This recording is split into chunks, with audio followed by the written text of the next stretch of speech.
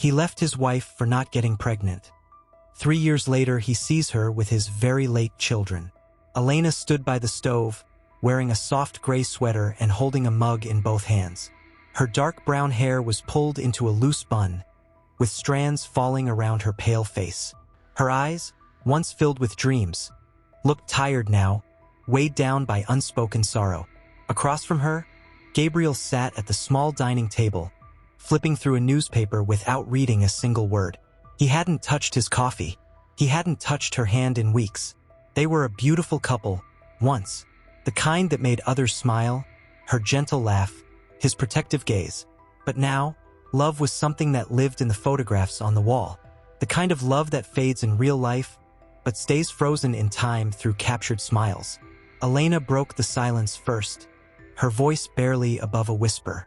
"Did the doctor say anything new about your tests?" Gabriel didn't look up. He cleared his throat, his fingers tightening slightly on the newspaper. "He said everything's fine. On my end." That was the moment the air grew heavier, thicker, like it had decided to hold its breath with them. "I see," Elena replied, trying to keep the tremble out of her voice. She took a small sip from her mug, pretending it didn't burn her throat more than the truth just had. Then, "It must be me." Gabriel finally looked at her, his expression unreadable. But his silence answered more than his words ever could. They had been trying to have a baby for 4 years. Every month, hope bloomed in Elena's chest like a fragile flower, and every month it was crushed. She had memorized the sound of disappointment, the sting of holding in tears in bathroom stalls, and the ache of walking past mothers with strollers in the park. Gabriel never said it out loud, but she saw it in the way he looked at her differently. Like the woman he had married had been replaced with someone lacking, someone who had failed. She hated herself for failing, even though the doctors had said it wasn't anyone's fault. Bodies were complicated, they said, but emotions, they were far messier. "I'm sorry, Gabriel," she whispered, her voice cracking. "I know how much you wanted this. How much we wanted this." He exhaled slowly and stood up, walking past her. For a moment, she thought he might touch her shoulder, might hold her, might say, "It's okay, we're in this together." But he didn't. He walked to the window, looking out at the gray world outside. I never imagined a future like this," he said, barely audible. Elena turned to face him, tears beginning to well in her eyes. "You mean a future with me, but without children?" He hesitated before nodding. It was such a small gesture, just a nod, but it felt like an earthquake in her chest. Her fingers gripped the mug tighter, her knuckles white. For a moment, neither of them spoke. The silence didn't feel comfortable anymore. It felt like an enemy. "I love you," she said suddenly, stepping closer. Her voice trembled, but her heart was screaming. "Even if we can't have children, I still love you. We still have each other." Gabriel turned to her, his eyes hollow. "Do we?" That broke her. Her knees felt weak, but she didn't fall. She just stood there, absorbing the blow. The pain didn't scream, it sank, deep and cold. "I'm tired, Elena," he said. "I feel like we're pretending. We go through the motions, work, dinner, silence, sleep. We're not the same. You're not the same. I've been hurting too," she cried, stepping forward. "Do you think I wanted this? Do you know what it feels like to watch you slip away? To feel your love wither like a plant that no one waters anymore?" His eyes flashed with something, shame maybe, or guilt, but he didn't reach for her. He didn't pull her into his arms. He didn't say he was sorry. "I know this is hard," she said, voice softening. "But can we please fight for what we have? For us?" A long pause, then a final blow. "I don't know if there's an us left to fight for." The room fell quiet again. The storm outside was nothing compared to the one raging between them. Elena slowly turned away, walking to the sink. She poured the rest of her coffee down the drain, listening to it swirl away, like the years they had spent together. Gone. Lost. Gabriel grabbed his keys. "I'll be late," he said, almost as an afterthought. "Where are you going?" she asked without turning around. "Out." He didn't say with who. He didn't need to. The door closed behind him with a soft click, but it felt like a gunshot. And just like that, she was alone again. Alone with the silence, and the ticking of the clock, and the photo on the wall that showed a younger version of them. Smiling, laughing, dreaming of a family they never had. She walked to that photo, gently tracing her fingers over it. "I gave you everything," she whispered, "even the parts of me that broke." Outside, the rain kept falling. Every night, she left a light on in the hallway, not out of hope, but out of habit. And every morning, she turned it off, eyes dry but swollen. The loneliness was sharp, but nothing compared to the ache that lived in her body like a ghost. The ache of emptiness, of a womb that refused to carry life. Elena sat once again in the sterile waiting room of the fertility clinic. The receptionist greeted her with the same forced smile, the same clipboard, the same questions that dug into her heart like splinters. She filled out the forms with shaky hands and waited. A nurse finally called her name. "Elena Rios?" She stood and followed, clutching her bag tightly against her chest. Inside the white office, the doctor greeted her with a gentle nod. He wore that expression doctors are trained to have, soft but unreadable. She hated it. She had seen it too many times. He motioned for her to sit. "Elena, we've reviewed the latest round of tests," he began, folding his hands over a stack of papers. She tried to sit tall, to brace herself, but her fingers gripped the edge of the chair like she was holding on to the edge of a cliff. "We've identified several complications that suggest a very low ovarian reserve," he continued, "which means your chances of natural conception are extremely low, nearly impossible." Elena's breath caught in her throat. She nodded slowly, as if the words had to travel through water to reach her. She didn't cry, not at first. "I see," she murmured. "I understand how difficult this is to hear," he added. "But there are options we can discuss, donor eggs, perhaps. But I want to be honest with you. Even with help, the process will be incredibly challenging. Emotionally, physically, financially. I'm alone," she said, voice barely audible. "My husband left." The doctor paused. His professional distance wavered, and he offered her a look of genuine compassion. "I'm sorry." She nodded again, too numb to feel it anymore. That night, she didn't go home immediately. She walked aimlessly through the city streets, the sound of traffic and chatter a distant hum in her ears. She passed by a small park, where two young boys played soccer, laughing, their mother cheering from a nearby bench. Elena stood behind the fence, watching them, her hands in her coat pockets, her chest tight. She smiled, but it didn't reach her eyes. Then she looked up to the sky. "Why?" she whispered to the wind. "Why me?" The cold air stung her cheeks, but the tears were warm as they fell, slow at first, then in a silent flood. She turned away, ashamed of breaking in public, and found herself walking faster, as if she could outpace the pain. When she finally got home, the apartment was dark. She didn't turn on the light. She walked straight to the bathroom, took off her coat, and stared at herself in the mirror. Her reflection startled her. She looked thinner, paler. Her eyes were ringed with fatigue, her lips dry and colorless. She placed both hands on her abdomen. "I wanted to give you life," she whispered. "I wanted to feel you move, hold you close. I would have loved you with every piece of me." The mirror didn't answer. She slid down the wall and curled on the floor, wrapping her arms around her knees like a child afraid of the dark. And in that moment, Elena grieved. Not just the children she would never have, but the woman she used to be. The woman who believed that love was enough. Days passed and Gabriel didn't call. No message, no apology, not even a cruel explanation, just silence. But one day, as she was clearing out some drawers, determined to rid the house of anything that still smelled like him, she found an unopened envelope. It was from the lab, addressed to Gabriel. Her hands trembled as she tore it open, and there it was, his test results. She scanned the page quickly, her breath catching. Sperm count, critically low. Mobility impaired. Recommendation: IVF or further analysis. Her mouth went dry. Her heart thudded against her ribs. He knew. And still, he had let her believe it was all her fault. He had let her drown in guilt. Let her beg for forgiveness for something she had not done. Her hands began to shake violently. She dropped the paper to the floor as her knees buckled. Rage and heartbreak surged through her all at once. She let out a scream, raw and full of betrayal, and knocked over the lamp on the nightstand, its light bulb shattering against the floor. "You liar!" she sobbed, falling to her knees again. "You coward!" It was as if the grief had transformed. It was no longer just sorrow, it was fury.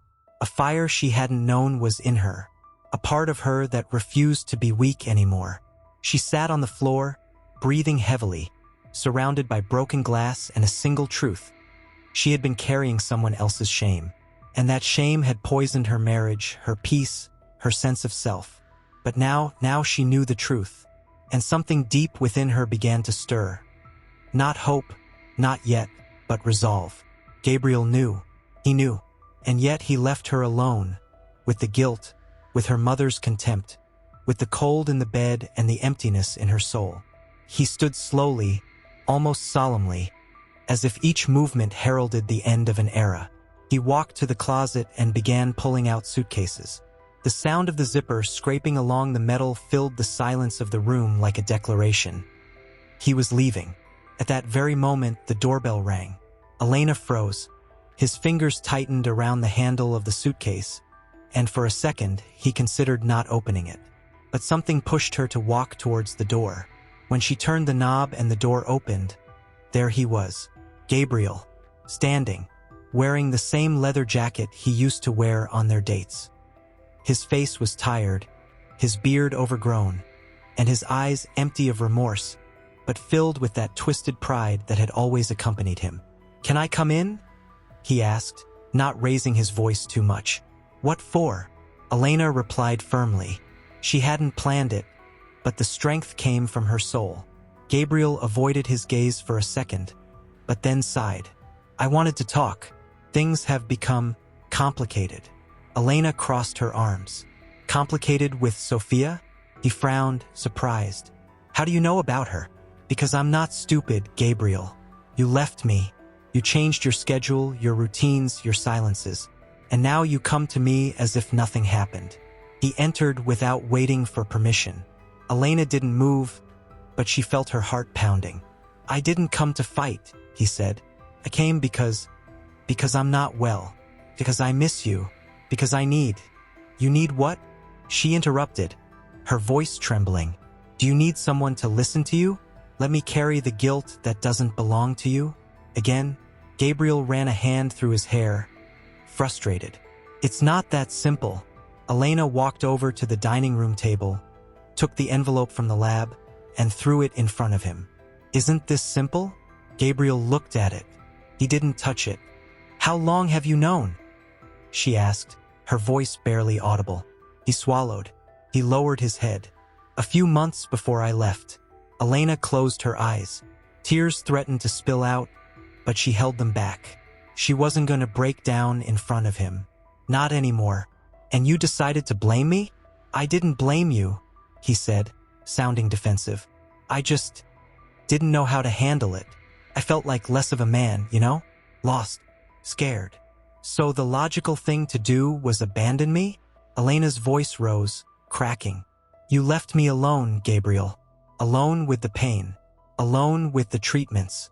Alone with your mother's stares. Telling me, useless. Alone." Gabriel tried to get closer, but she backed away. "Do you know what it's like to hate yourself for not being able to give a child to the man you love? Continuous dash. Do you know what it's like to look in the mirror and wonder if you're still a woman? And meanwhile you were already with someone else?" He didn't answer. Couldn't.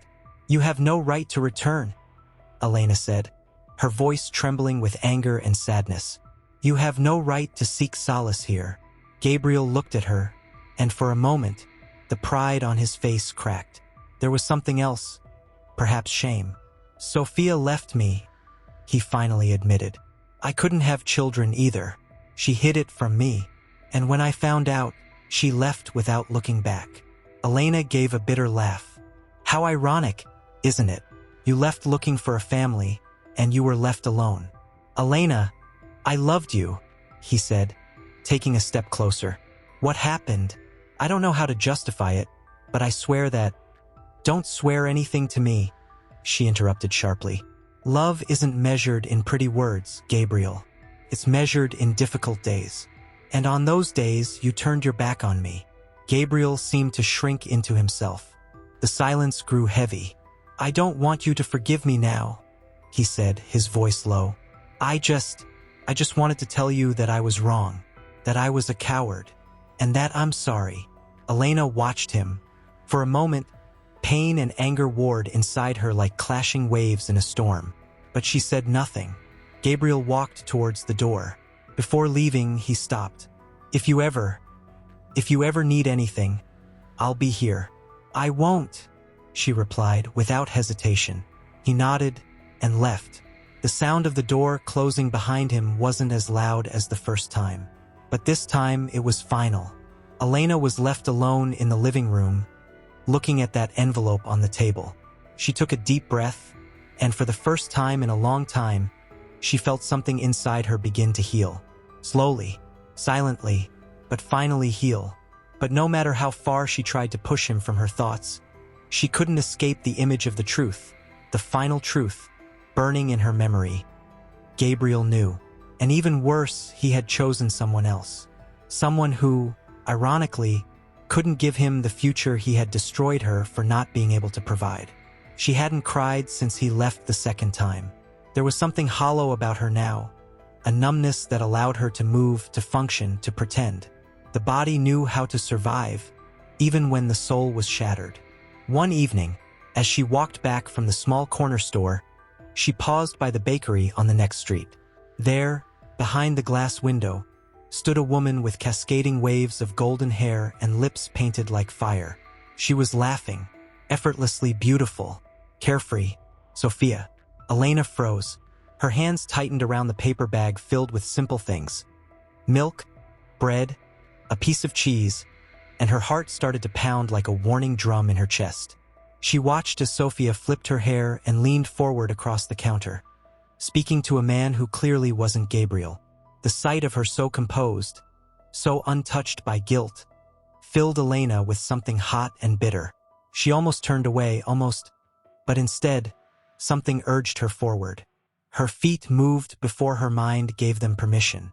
The bakery bell rang softly as she pushed the door open. Sophia looked up. For a brief moment, they stared at each other, two women with too much unspoken history hanging in the air between them. Elena, Sophia said, blinking slowly. What a surprise. Elena didn't return the smile. She placed the paper bag down gently on the nearest table. I imagine it is. The man behind the counter sensed the shift in the atmosphere and excused himself, slipping through the back door without a word. Sophia straightened. Her eyes flickered with something, discomfort maybe, but she kept her poise. I suppose Gabriel told you everything, she said casually, brushing crumbs from the counter. Elena's voice was calm, too calm. He told me you couldn't have children either. Sophia let out a low, humorless laugh. So that's the headline now, isn't it? The infertile woman who stole the man from another infertile woman. Sounds like a tragic soap opera. It was never about infertility, Elena said, her voice steady, sharp. It was about betrayal, about watching someone I love choose to run from pain instead of sharing it with me. Sophia's smirk faded, her expression hardening. You think I stole him from you? Please. Gabriel walked into my life looking for escape. He needed someone who didn't remind him of failure every time he stepped into a room. And yet, Elena countered, you became the same reminder he once ran from. Silence. Sophia's gaze wavered for the first time. You don't know what it's like, she muttered, to feel broken, to be reduced to a function, womb or no womb. Elena's eyes softened, not with pity, but with a painful understanding. I do know, she said quietly. I know exactly what that feels like, but I didn't destroy another woman's life to make myself feel whole. Sophia clenched her jaw.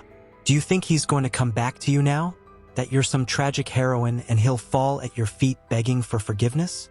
Elena stepped forward, not in anger, but with the grace of someone who had already walked through hell and returned changed. I don't want him back, she said simply. Not as he is. Not after everything. I only came here because I needed to look you in the eyes and say this. I forgive you. Not for you, but for me. Because I refuse to carry your betrayal with me any longer. Sophia said nothing. Elena reached for her bag, turned, and walked toward the door. But just before she stepped out, she paused.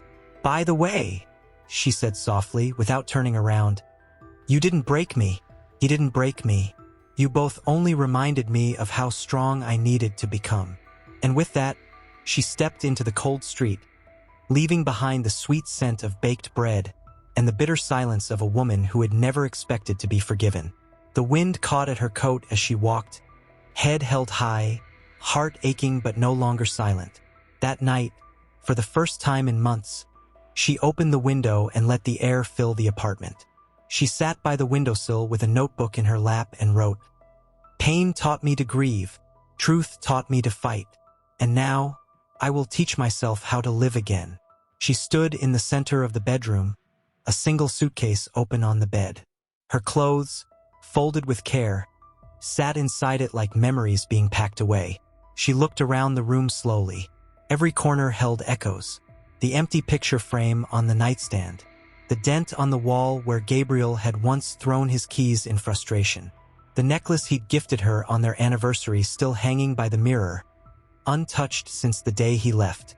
She reached up and took it down. A quiet knock broke through her thoughts. She froze, not on the door to the apartment, on the door to her heart. A small, tentative knock. For a second, she imagined it might be Gabriel again, that somehow he had found yet another excuse to step back into her life. But no, his part of the story was over. Elena walked toward the door and opened it. It wasn't him. It was her best friend, Lucia. Elena? Lucia's voice cracked as soon as she saw her. You're really doing it, aren't you? Elena nodded. I have to. Lucia stepped inside, wiping tears from her eyes. She looked at the half-packed suitcase, then back at her friend. I can't believe he just walked away, Lucia whispered. After everything you two went through. I can, Elena replied softly, because it didn't happen all at once. He didn't leave me in a day. He left piece by piece. First, it was his touch, then his eyes, then his words. One day I woke up, and he just wasn't there, even when he was. Lucia sat on the edge of the bed, shaking her head. And you're leaving without telling anyone where you're going? Elena gave a faint smile.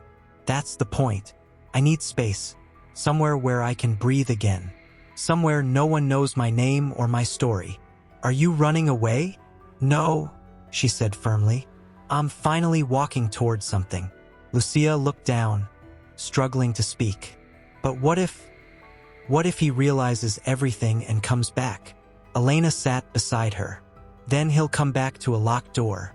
I already said my goodbye, even if he never said his. Lucia wiped a tear. I'm scared for you. I'm scared too, Elena admitted. But staying here means staying in pain.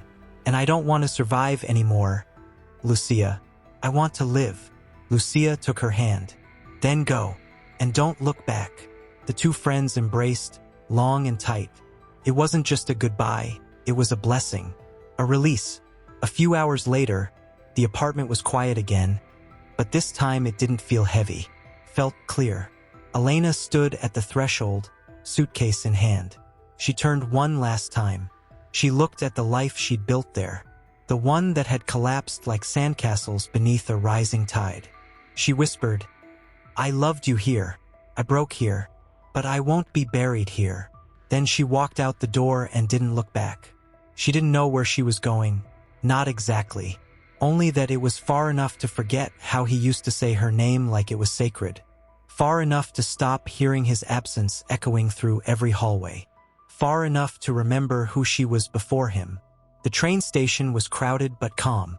She sat by the window, her fingers resting on the glass as the world began to blur outside.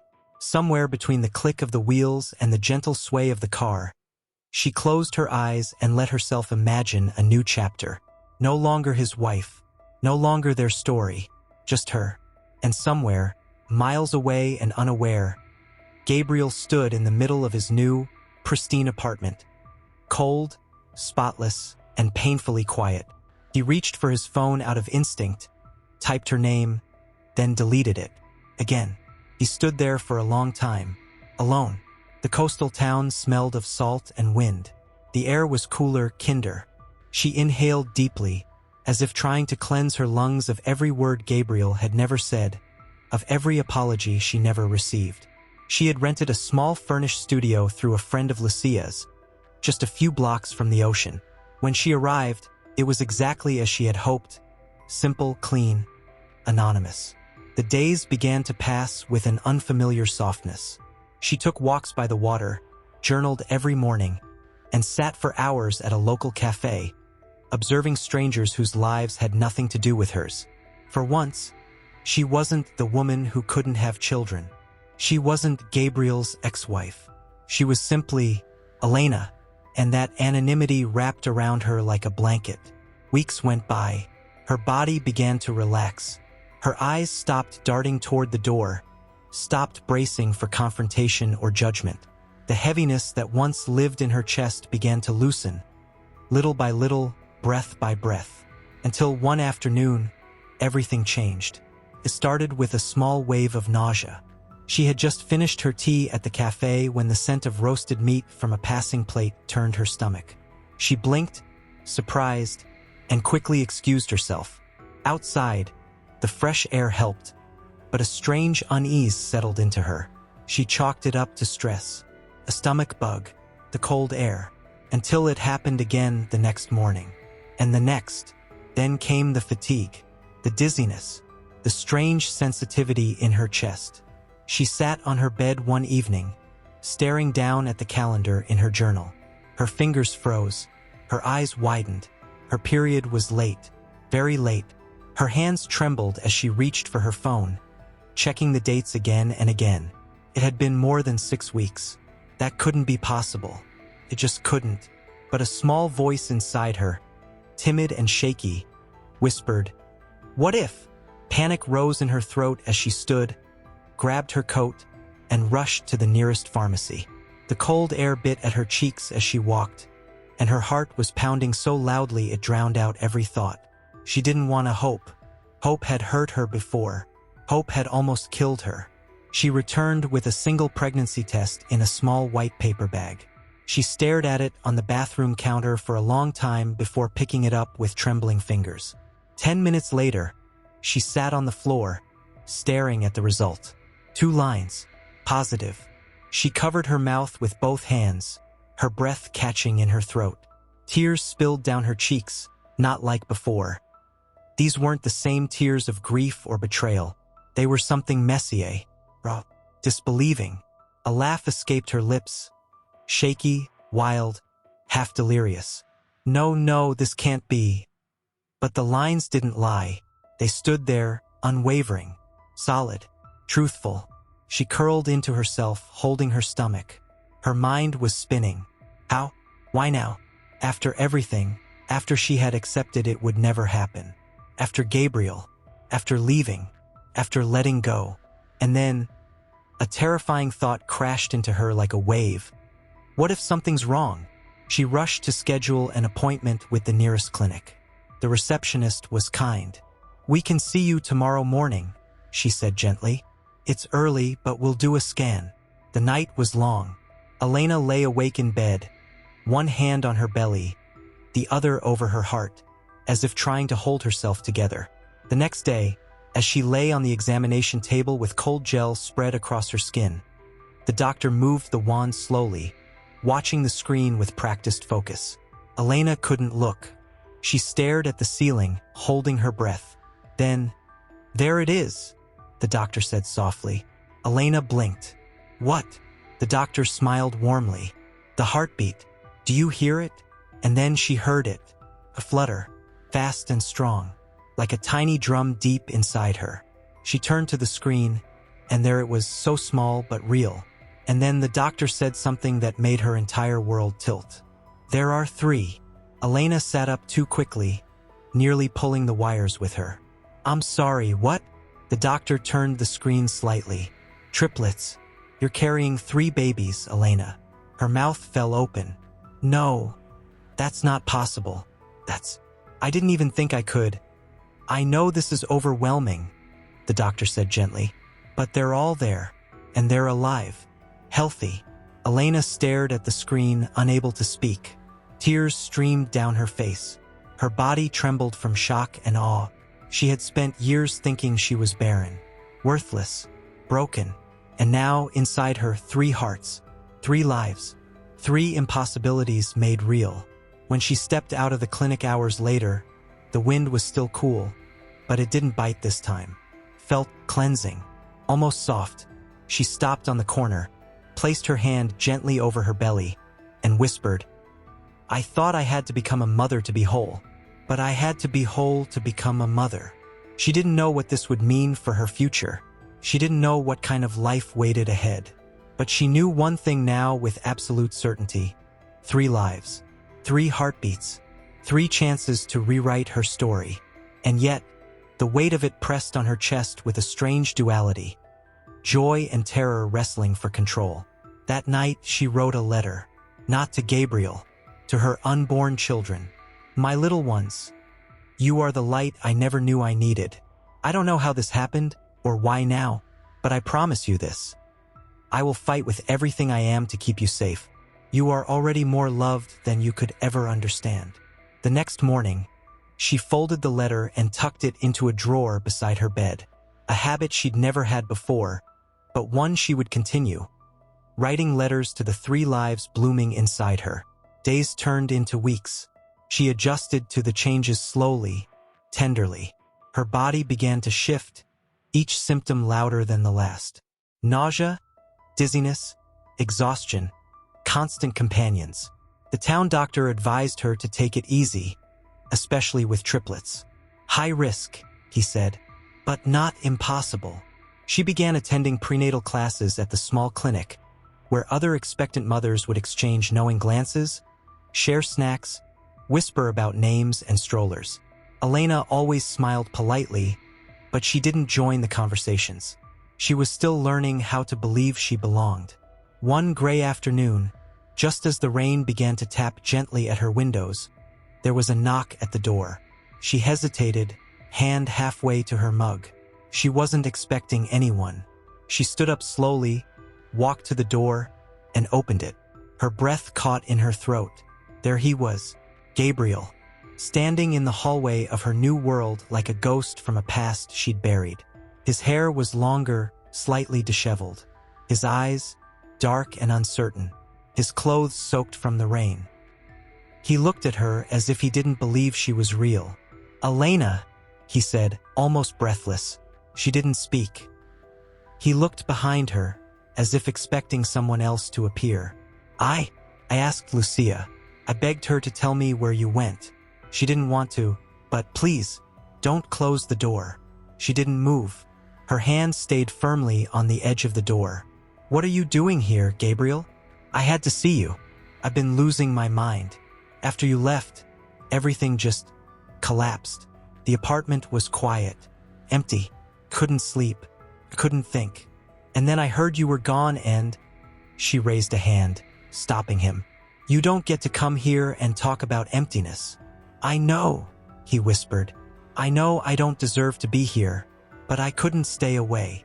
Her voice was steady, but her hands were clenched tightly behind the door. "You didn't come for months. Not when I begged you to stay. Not when I needed you. But now that I've rebuilt myself, you come." He stepped closer, just a few inches from her, not daring to cross the threshold. "I was a coward. I see that now. I blamed you because I couldn't face myself. I thought if I ran fast enough, I could escape the shame. But I only made it worse.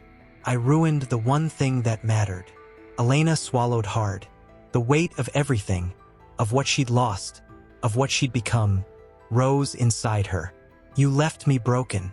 And when I started to heal, you came to reopen the wound. Gabriel's voice broke. I don't want to hurt you again.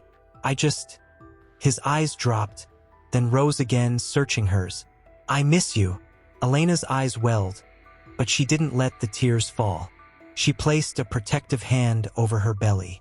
You're too late, Gabriel. He blinked, confused. His eyes dropped to her hand, then widened. She nodded slowly, her voice quiet but firm. I'm pregnant. His lips parted slightly, as if the air had left his lungs. I don't understand. You said, I know what I said, what we both believed, but I'm pregnant, and not with one child. He shook his head in disbelief, his voice trembling. You mean? 3, she said. I'm carrying 3 babies. Gabriel staggered back a step, his hand against the wall for balance. He stared at her stomach, at the miracle he had walked away from before it ever had a chance to live. Are they mine? Elena's eyes narrowed. You walked out on me before they existed, and now you ask if you're their father. He was speechless. I didn't tell you to punish you, she continued. I told you because you need to understand something. I'm not the woman you left. I'm stronger, and I won't let anyone, endanger the peace I fought so hard to find. The silence between them crackled like the distant storm outside. Gabriel's voice was barely a whisper now. Can I be part of their lives? Elena looked at him long and hard. I don't know, she said honestly. Right now they need calm, stability, a mother who isn't carrying pain along with them. That's my only focus. He nodded, slowly, tears brimming in his eyes. I understand. I do. She closed the door gently without slamming it. Not a final goodbye, but not a welcome either. As the rain began to pour harder, she leaned against the back of the door, her heart pounding, tears finally spilling. Inside her, 3 lives stirred, and for the first time since they had begun, she whispered aloud to them, You have me. That's enough. Gabriel's face, his shock, his questions. They spun in her mind like a storm refusing to settle. And worse, the part of her that still remembered what it felt like to love him. That part was the one that hurt the most. The ache of remembering how his voice used to soothe her instead of shaking her to the core. But then she felt it again. A small flutter in her belly. A gentle, quiet movement from the lives inside her. Her hand slid over her abdomen, her breathing slowing. They were real. They were here. And they were the ones she had to protect now. Not her past. Not her pain. The next few days were harder than she expected. Word in small towns traveled faster than the wind. Somehow, people began to whisper. A man had come to her door. A stranger. Some said he was crying. Others said she slammed the door in his face. All lies woven around pieces of truth. She ignored them, but the harder part was inside her. Gabriel's sudden reappearance had shaken something loose. Something buried. One morning, as she stood in the tiny mirror of her bathroom brushing her hair, she paused and stared at herself. Her reflection looked older, not in age but in weariness, and suddenly her chest tightened. Her breathing hitched. She dropped the brush and grabbed the sink as her knees buckled. A sharp pain pierced her lower back and wrapped around her stomach like a warning. No, no, no, she whispered, pressing her hand over her belly. She slid to the floor, heart racing. The pain wasn't unbearable, but it was wrong. And with triplets, anything wrong was a red flag. She reached for her phone with shaking fingers and dialed the clinic. I need to come in. Something's not right. An hour later, she was lying on the same table, the wand gliding across her stomach again. The doctor furrowed his brow, eyes narrowing as he observed the screen. What is it? Elena asked, her voice small. There's some tightening around the uterus. Mild contractions, he said. It could be from stress or overexertion. But with 3, everything's magnified. Her lips trembled. Are they okay? The doctor looked at her then and nodded slowly. For now, yes, their heartbeats are strong. But you, Elena, you need to rest. I mean full rest. No lifting, no stress, no emotional shocks. You're carrying 3 miracles, but your body is already under incredible strain. Her head fell back against the table as tears filled her eyes. And if I don't? She whispered. He didn't answer right away. Then gently, you could lose them. The words echoed like a thunderclap in her chest. That night, Elena sat by the window again, wrapped in a blanket, her tea untouched beside her. The wind had picked up. The sky was heavy with clouds, but all she could feel was the storm inside her. Everything was too much. Her body was tired. Her heart was tired. And somewhere, in the coldest corner of her mind, the question she had fought to suppress whispered cruelly, "What if I'm not strong enough?" The next day, Lucia showed up unannounced. She didn't say much, just brought soup, folded laundry, and sat beside her without pressing. Elena broke down in her arms. "I'm scared," she admitted. "Lucia, I'm so scared. I feel like I'm breaking. And if I break, they break." Lucia kissed the top of her head. "You're not alone. You hear me? You're not doing this alone. But I can't let him back in. I can't trust him. I won't." "Then don't," Lucia said firmly. "But you can let me in. Let us in. You don't have to carry this by yourself." And for the first time in months, Elena let someone else carry part of the weight. A few days later, Gabriel called. She didn't answer. He called again. Still nothing. Then he sent a message. "I'm not asking for forgiveness. I'm asking if you're okay." She stared at the screen for a long time, and without thinking too much, she typed back, "I was, until you showed up." There was no reply, not that night. But the next morning, Lucia showed up again with a nurse, a soft-spoken, middle-aged woman named Carmen. "Meet your lifeline," Lucia said with a gentle smile. "She's going to help you stay off your feet and keep those babies right where they belong." Elena was overwhelmed. I can't afford this. I didn't ask if you could. We're doing this, Elena. You're not allowed to apologize for needing help." And for the first time since the test turned positive, Elena allowed herself to exhale, really exhale. Gabriel was gone again, but this time she wasn't drowning. She had arms around her. And more than anything, she had 3 lives inside her, reminding her with every flutter and kick, "You are not broken. You are becoming." They walked past the town's small park. Children's laughter echoed from the swings, and Carmen had stepped ahead to greet someone she knew. Elena stood by the edge of the path, hand resting on her growing belly. She had begun to show visibly now. Her coat no longer hid the swell of life beneath it. A child in a red scarf passed her and smiled. "You look like you're hiding stars in there," he said sweetly before running back to his mother. Elena laughed softly, placing her hand over her heart. And then she looked up, and everything inside her stopped.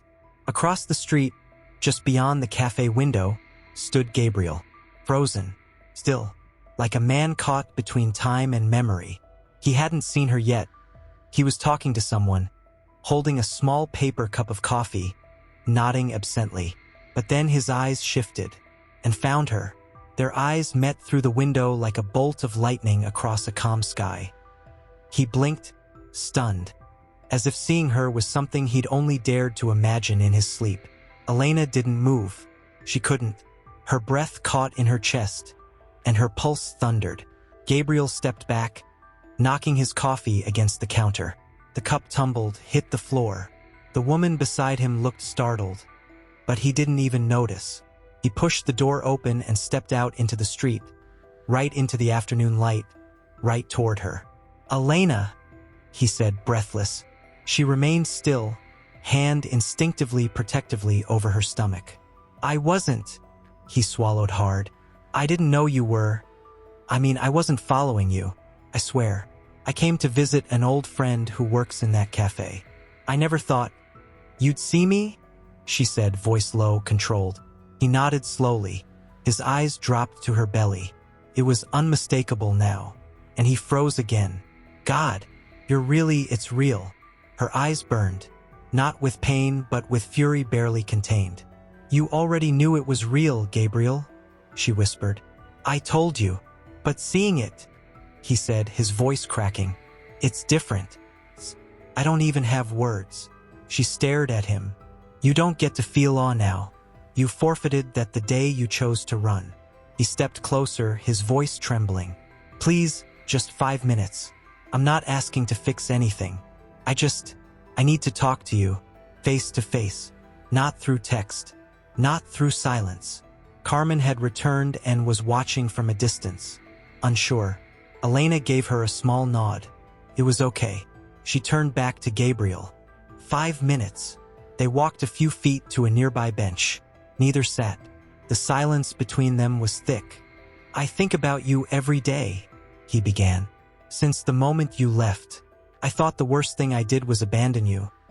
But I realize now, it was worse that I let you carry all the pain. I left you to bleed alone, Elena." Her jaw clenched. "You didn't just leave me. You erased me. You replaced me." He shook his head quickly. I tried to convince myself I'd done the right thing. That what we had was broken beyond repair. But that lie didn't last. I saw your face every time I closed my eyes." Elena looked away toward the children playing. Her hand never left her belly. "These babies," she said slowly, "they saved me from breaking completely. I thought I was done, Gabriel. I thought I'd never feel hope again. But the moment I heard their hearts beating, everything changed." He was crying now, quiet, ashamed tears. "Do they know about me?" he asked, almost childishly. "They know love," she answered. "They know calm. That's what matters." He wiped his face, trying to hold himself together. "I don't expect you to let me in. I don't even know what I deserve anymore. But I want you to know something. I want to be better. Not to win you back. Not to undo the past. But because those 3 lives inside you. They deserve a father who doesn't flinch in the face of pain." She looked at him then, for a long time, and what she saw wasn't the man who had abandoned her. It wasn't the one who had betrayed her. It was someone lost, someone trying. But that didn't erase what had come before. "I appreciate your words," she said softly. "But words won't build trust. Time does. Effort does. Consistency does." He nodded. "Then I'll show you." She stood up. He didn't move to hug her. Didn't ask for more. "I won't push. I'll wait. However long it takes. If I'm allowed. I want to be a part of this." She didn't answer right away. Then, quietly, "We'll see." He watched as she walked away, hand resting over the very thing he once thought he didn't need. And for the first time, Gabriel realized he hadn't just left her. Elena stayed quiet, moving slowly through her routines, avoiding the familiar cafe and taking new paths on her walks. But her thoughts, they were never still. Gabriel's face, his words, the raw honesty in his eyes, they haunted her. Not because she still loved him, but because a part of her did not know what to do with the way he was beginning to change. Was it guilt? Was it genuine? Or was it too late? She didn't know, and she didn't want to know yet. She only knew that she needed to stay calm, stay stable, stay focused, for her babies. The town's hospital wasn't big, but the nurses were kind. Every week, she had checkups now, more frequent because of the triplets. Carmen never let her go alone. On this particular morning, though, Carmen had an emergency with her son. Elena assured her she would be fine. It was just a routine scan, in and out. She arrived early, wrapped in a soft wool coat, her hands instinctively covering her round belly. The receptionist smiled when she entered, called her by name. That was something she had come to appreciate, being known without judgment. "Elena, you can go right in. Dr. Soria is ready for you." She walked slowly into the dim examination room, the ultrasound monitor already lit, the bed waiting. She had done this many times now. But today, something felt strange. Her stomach had been tight since she woke up. Not painful, just tense. And the babies had been quieter than usual. Normally, they danced at sunrise. Today, there had been stillness. She lay down, adjusted her shirt, and felt the cold gel press against her skin. The doctor greeted her with his usual warmth. "Let's take a look at those little miracles," he said, smiling. Elena smiled too, trying to breathe. She wanted to feel joy. She wanted the flutter. She wanted the certainty. The screen flickered. He moved the wand slowly, carefully. His face neutral. Too neutral. Elena's smile faded. "Doctor?" she asked, barely a whisper. His eyes were locked on the screen. His jaw tightened slightly. He didn't answer right away. Her heartbeat started to race. "Doctor, please say something." He exhaled slowly and looked at her, calm but serious. "I'm seeing something I don't like, Elena." Her body tensed. "What do you mean?" "One of the babies, the smallest, their heartbeat is a little irregular, and there's slight fluid buildup around the sac." She stared at the ceiling, her world beginning to tilt again. Are they in danger?" "It's too early to say, but we're going to monitor them very closely from now on. We might need to send you to the larger hospital in the city for a full fetal assessment." She couldn't speak. The words lodged in her throat like stones. "Elena, listen to me," he continued, gentler now. "This doesn't mean we'll lose the baby. It just means we need to act fast, stay ahead. You've been doing everything right. This isn't your fault." But that didn't stop the guilt. She nodded, mute, as he finished the scan and handed her a towel to clean the gel from her skin. As she sat up, her hands trembled. She looked down at her belly, round, full, once full of certainty. And now all she saw was fear. Outside, the waiting area was quiet. She stepped out, sat on the bench just outside the hospital doors, and stared at her phone. And then she did something she hadn't planned. She called him. Gabriel answered on the second ring. "Elena." His voice was cautious. "I need you to come," she said softly. "Now." He didn't ask questions. He just said, "I'm already on my way." 20 minutes later, he appeared on the sidewalk in front of the hospital, his eyes wild with concern. She stood as he approached, and when she saw him, something cracked. He opened his mouth to speak, but she walked straight to him and collapsed into his chest. His arms wrapped around her instinctively. She sobbed, not like the quiet tears of mourning, but the deep, shattering kind. The kind that shakes your whole body. The kind that pulls everything out of you. "They said something's wrong," she whispered into his shirt. "With the smallest one. Their heart." Gabriel froze, then held her tighter. "I'm here," he said over and over. "I'm here. I'm here." She pulled back, wiped her tears, and looked him straight in the eye. "This is not an invitation. You don't get to come back into my life because things are hard now. But I needed someone, and right now you're still part of this. Whether I want you to be or not." He nodded solemnly. "I'm not asking for space. I'm just here. However you need me, even if that's silent. Even if that's from a chair in the corner." She looked away, down at her belly again. "I can't lose them, Gabriel." "You won't," he said, voice thick with emotion. "We won't." For now, that was all she needed to hear. Not promises, not apologies, just presence. Quiet, firm, unwavering presence. And as they sat together on that cold hospital bench, surrounded by the low hum of cars and the ache of uncertainty, a single thought kept her grounded, emotionally. She didn't say a word as she unlocked the door. He didn't offer help. He knew better than to make assumptions.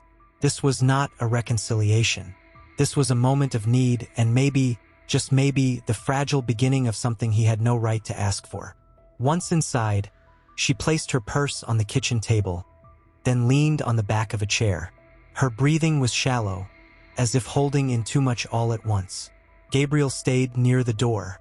She turned slowly, her voice low but sharp. "I want you to understand something before anything else." He nodded, eyes fixed on her. "These children are not your redemption." "I know," he whispered. "You don't get to be the hero now because you finally showed up." "I'm not trying to be." "Then why are you here, Gabriel?" Her voice cracked, more from exhaustion than anger. "Why today? Why now? What's left in me that you haven't already walked away from?" He looked at her, truly looked. There was no fire in his eyes, just weariness, regret. "Because I realized that love isn't just about the good. It's about who you show up for in the bad," he said. "And I didn't. I failed you when you needed me most. I know that, but I don't want to fail them. She lowered herself into the chair slowly, one hand on her stomach. He stepped forward only enough to see her clearly. "Do you feel them?" he asked softly. She hesitated. "Sometimes," she replied. "When they want to remind me they're still fighting." He exhaled, stepping closer. His voice trembled. "I want to fight for them too." She looked up at him, her eyes tired but burning. "You don't get to say that like it's a decision you just made. I have been fighting since the moment you walked out. I've thrown up alone, cried alone, worried over every pain, every scan, every silence. Alone." Gabriel's face crumpled. He sat across from her slowly, hands clenched on his knees. "I wake up every day wishing I could undo that night," he said. "Wishing I hadn't let my pride destroy the only person who ever loved me selflessly." "Why didn't you come back then?" she asked, voice barely audible. "Why wait until now?" He shook his head. "Because I was ashamed, and because I thought maybe you'd be better off without me. But then I saw you, pregnant, glowing, and still standing, and I realized you were always better than me. But that doesn't mean I don't want to be worthy." She didn't answer. Her fingers brushed gently over the curve of her belly. "There's one who might not make it," she said finally. Gabriel looked up, startled. "What?" "The doctor said their heart is weak, and there's fluid too much.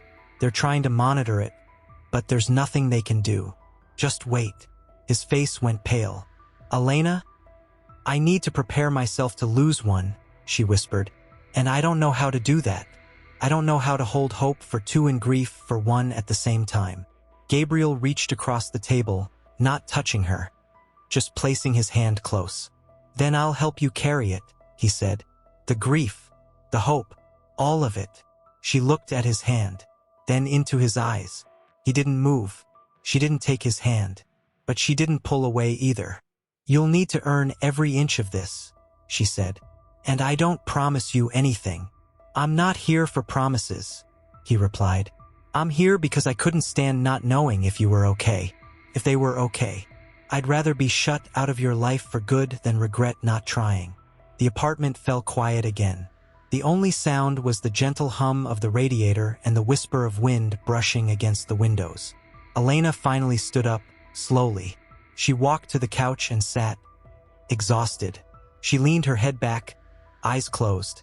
"You can sleep on the chair," she said, without looking at him. "Just for tonight." Gabriel didn't move, but tears welled in his eyes as he whispered, "Thank you." She didn't respond.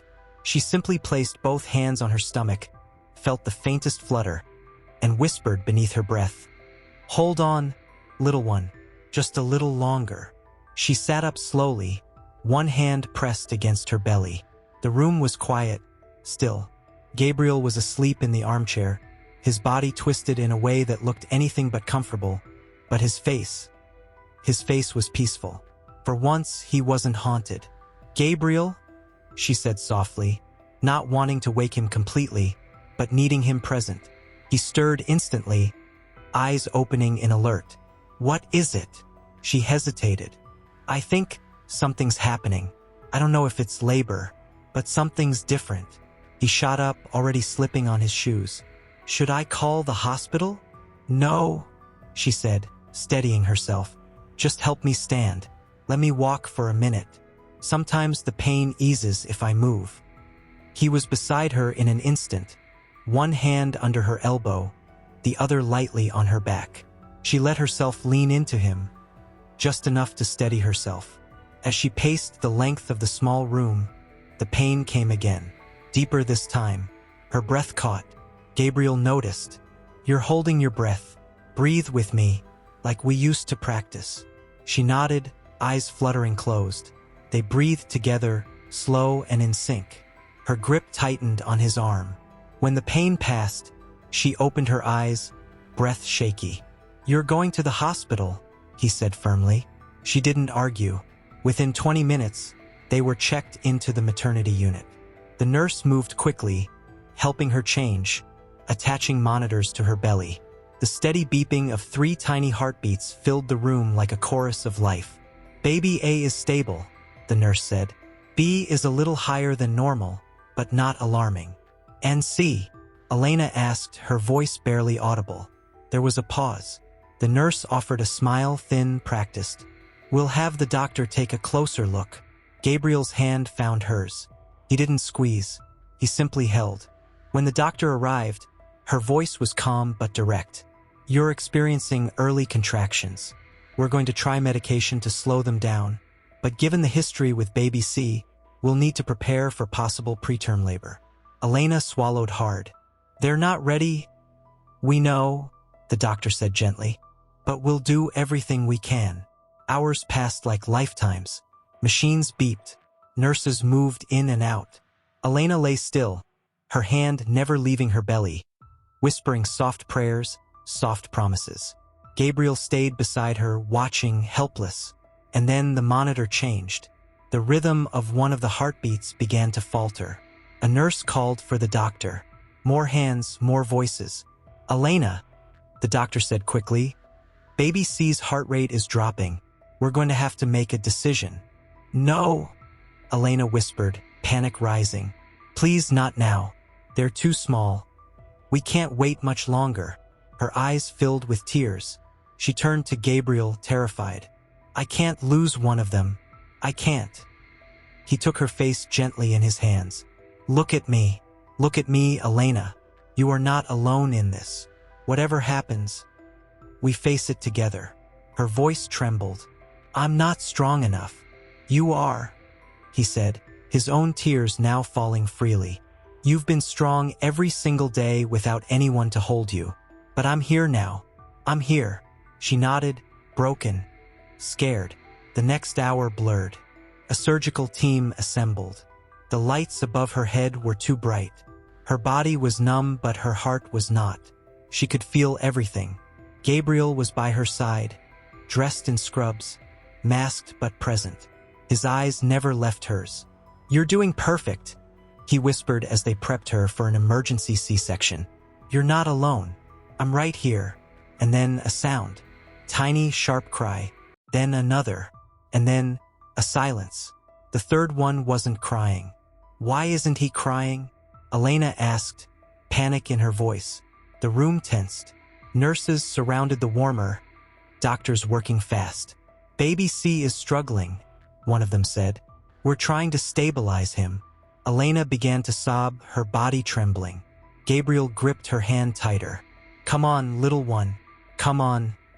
Minutes felt like eternities. And then, a sound. Small, fragile, but real. A cry. Weak, but there. Elena covered her face and broke down, her chest shaking with relief and pain all at once. Gabriel kissed her forehead through his mask, his tears dropping onto the side of her gown. You did it, he whispered. They're here. They're alive.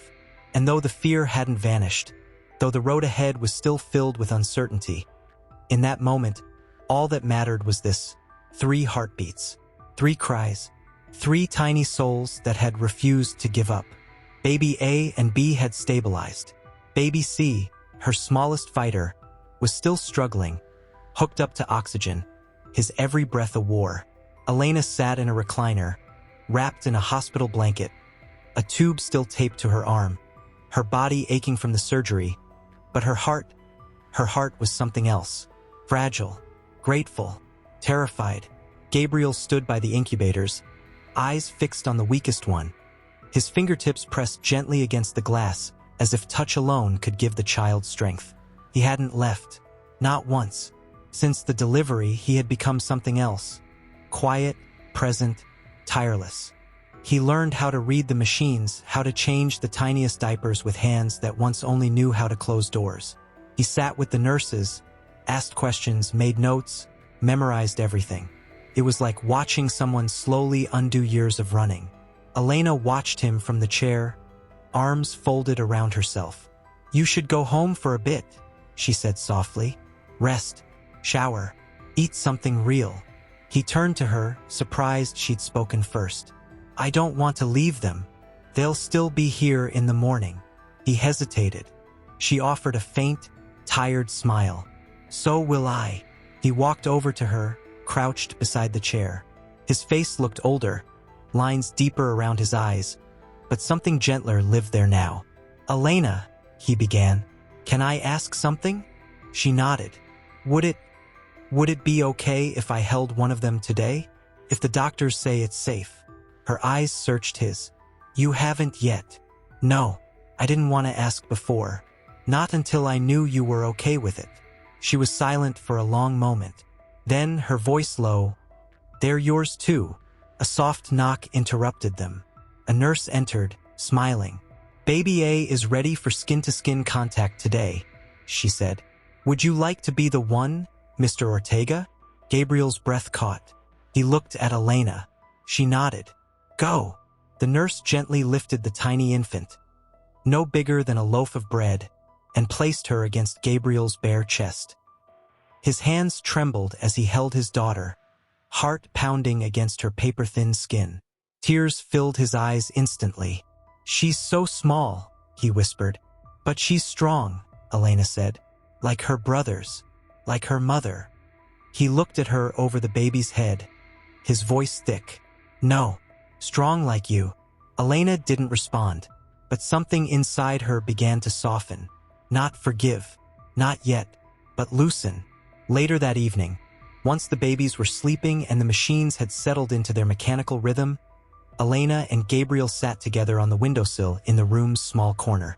Outside, the city lights flickered in the dark, reflections bouncing off rain-soaked streets. "I think about that night all the time," Gabriel said suddenly. She turned to him, cautious. "The night I left," he continued, "I packed my bag in silence. I didn't even look back when I closed the door. I told myself you'd be better off, that I wasn't enough. But it wasn't the truth. Then what was? I was afraid," he admitted. "Afraid of being seen as weak. Afraid of staying and facing the pain with you. You were fighting and I ran." Silence settled between them again. Then he whispered, "And now I would do anything to go back and sit on that bathroom floor with you. Hold your hand through every negative test. Every night you cried in silence. I see it all now." She looked away. "I don't need you to regret it," she said. "I needed you then." "I know," he said, barely breathing. "I can't fix the past, but I want to earn a place in their future. If you'll let me." Elena stared at the glass, watching the reflection of the machines, of tiny shadows moving inside those clear walls. "I don't know what we are, Gabriel," she said.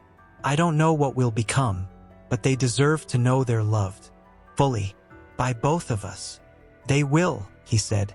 "And that means consistency, stability, no more disappearances, no more silence." "I swear to you," he said, "I'm here for good. I won't run again."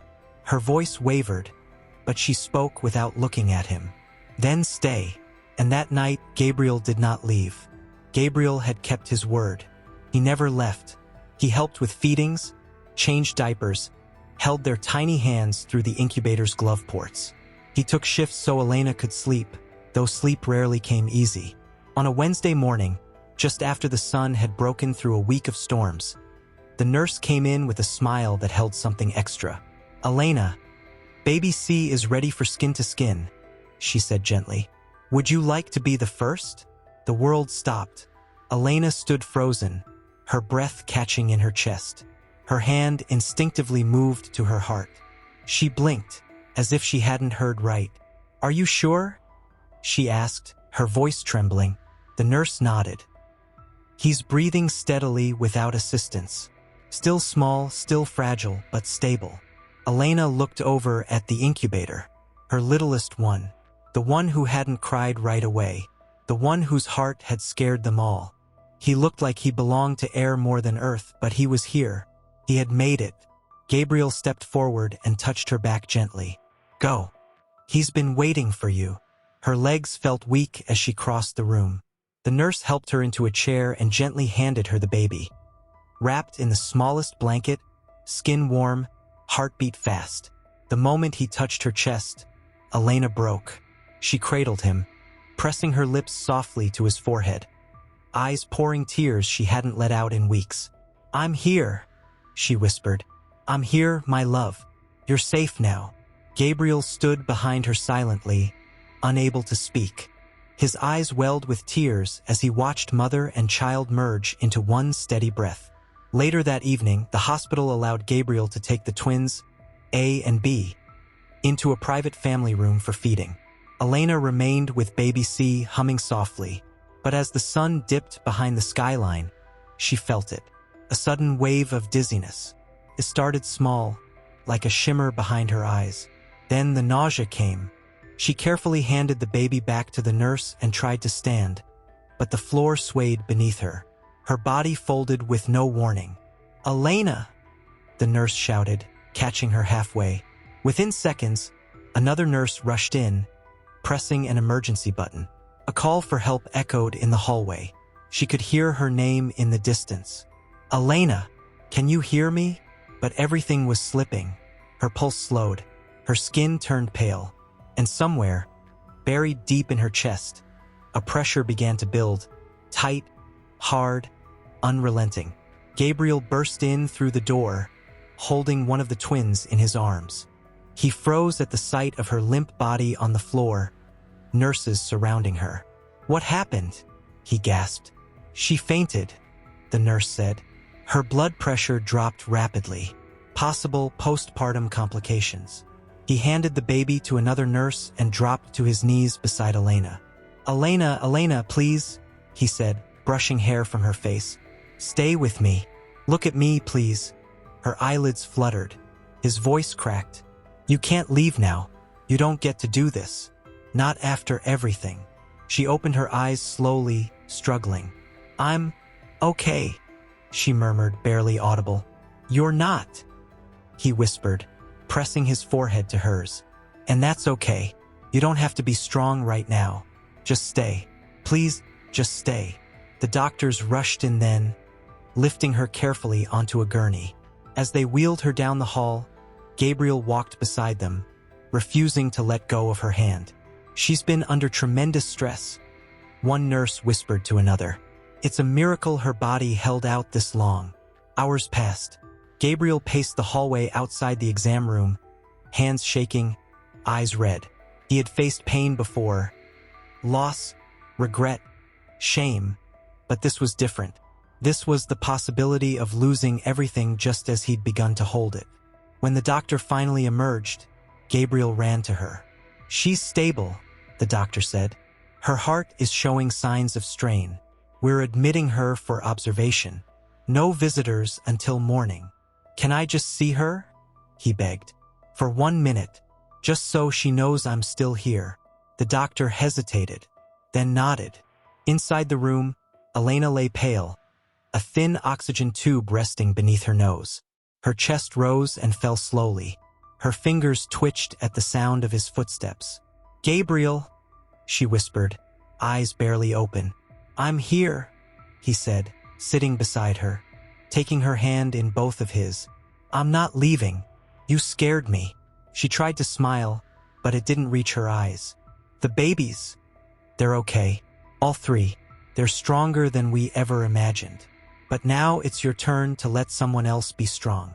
She nodded weakly, tears slipping down her temples. "I'm so tired," she confessed. "I know," he whispered. "Rest. I've got you now. And I swear, Elena, I won't let go again."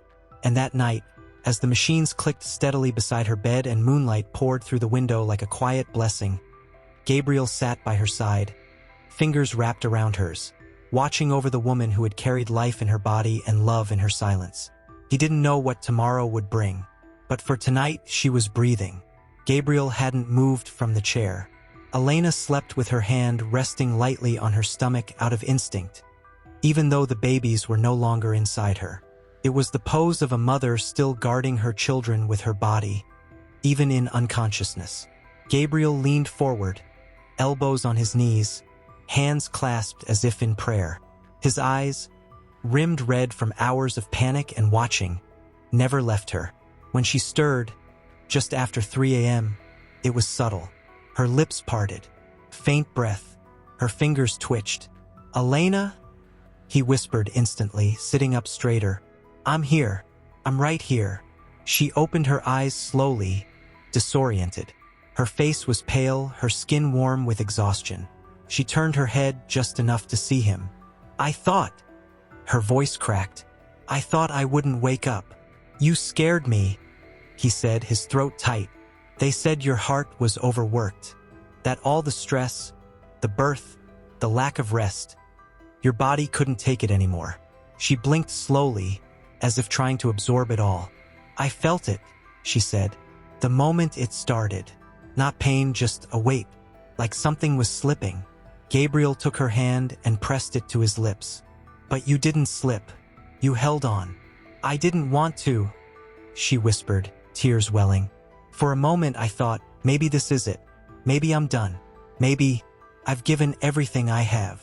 "No," he shook his head fiercely. "Don't say that. You still have more. We still have more." "I'm tired, Gabriel," she said, tears finally falling. "Tired in places I didn't know existed. My heart doesn't stop hurting.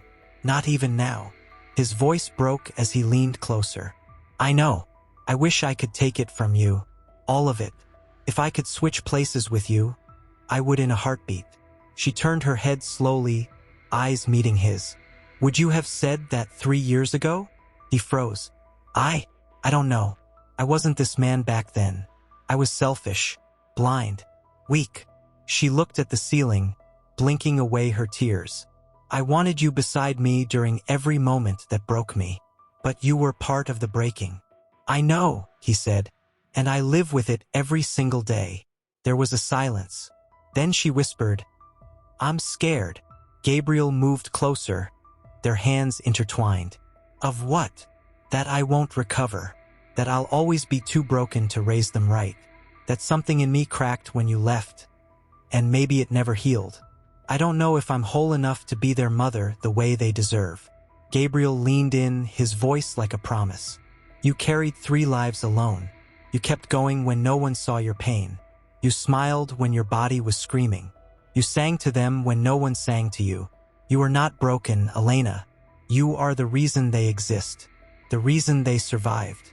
And I'm the one trying to be worthy of standing beside you." She looked at him again, 1,000 thoughts racing behind her tired eyes. "I don't want to hate you anymore," she said softly, "but it still hurts. So much." "I don't want your forgiveness out of pity," he said. "I want to earn your trust, day by day, whatever that means. Even if we never go back to what we were. Even if all I ever am is the father of your children. I'll be that, and I'll be good at it." She didn't respond right away, but she didn't pull her hand away. The monitors kept beeping steadily, gently.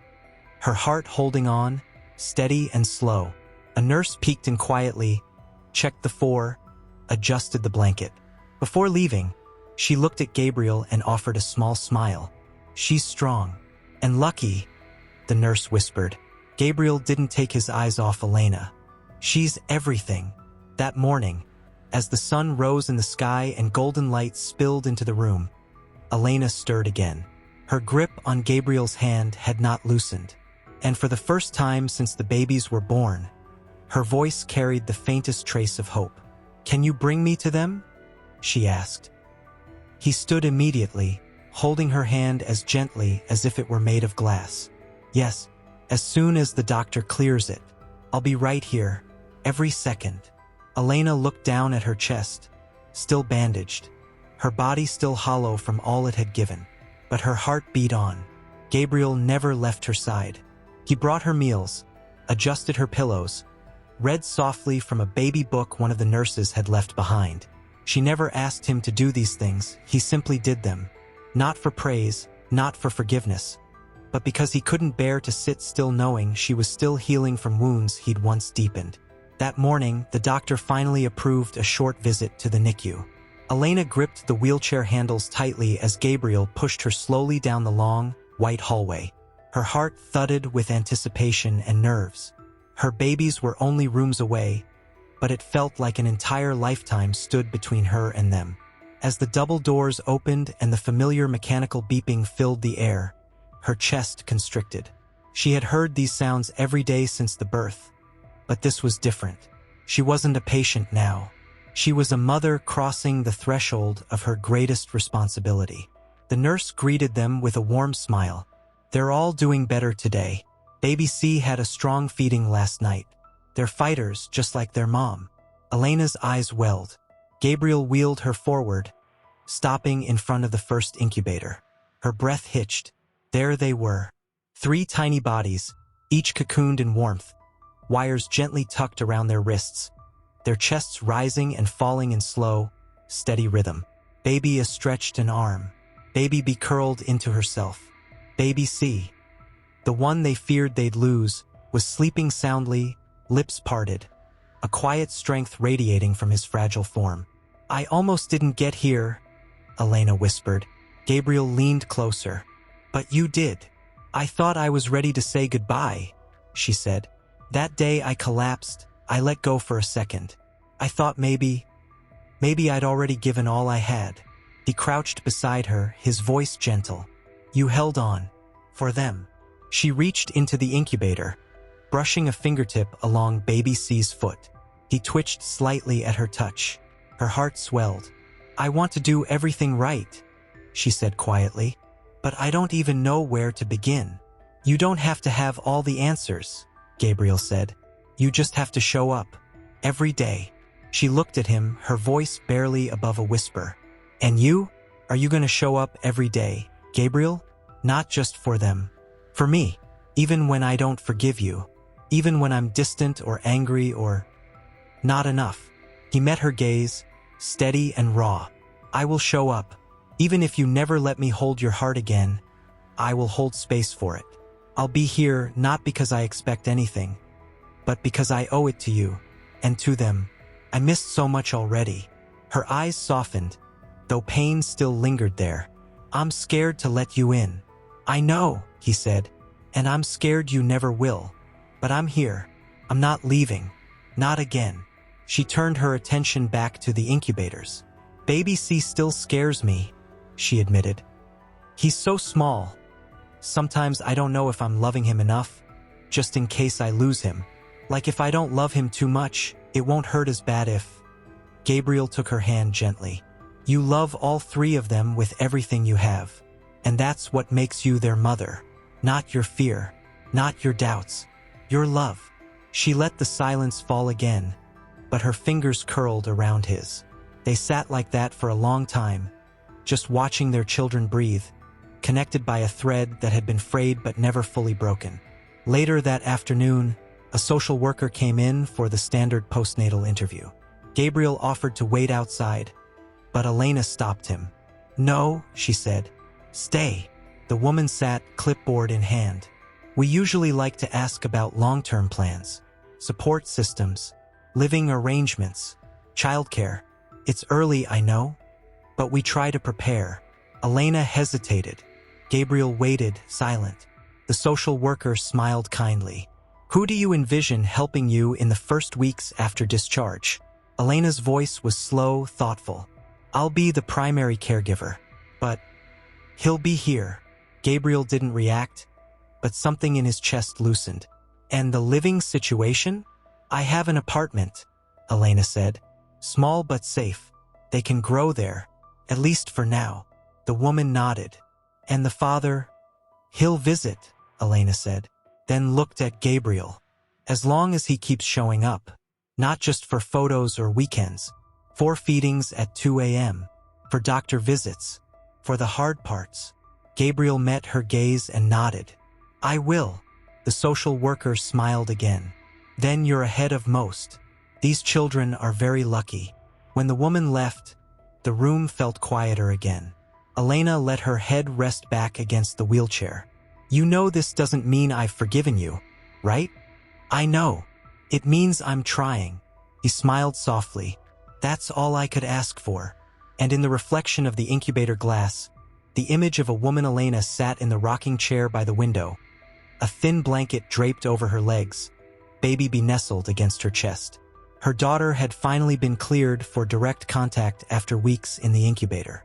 Skin to skin, real unfiltered warmth. Gabriel stood by the sink, washing a bottle, humming softly, an unfamiliar melody he'd made up during one of the long, sleepless NICU nights. He hadn't realized how naturally it had come to him, as if something inside him had always been waiting for the chance to care for someone this small. Elena watched him. Her eyes weren't soft. Not yet. But they weren't guarded anymore either. Just tired, curious, open. "She falls asleep faster when she hears you," she said softly. Gabriel glanced over, surprised. "Really?" Elena nodded. "She recognizes you now. All three of them do. I can see it. The way they settle when you speak." He dried his hands and turned to face her, leaning against the counter. "I still feel like a stranger to them." "You're not," she replied. "Not anymore." There was a beat of silence. Gabriel moved closer, kneeling beside her gently, careful not to jostle the baby. "She's so small," he murmured. "I still don't know how you did it." Elena looked down at her daughter, her voice distant. "I didn't have a choice." "But you did," he said. "You could have given them up, but you didn't." She didn't respond right away. The baby sighed in her sleep, and Elena's hand instinctively moved to stroke her soft cheek. "I didn't have the luxury of falling apart," she whispered, "even when I wanted to." Gabriel looked up at her, emotion brimming in his eyes. "You saved them, all of them, and now I want to learn how to save you."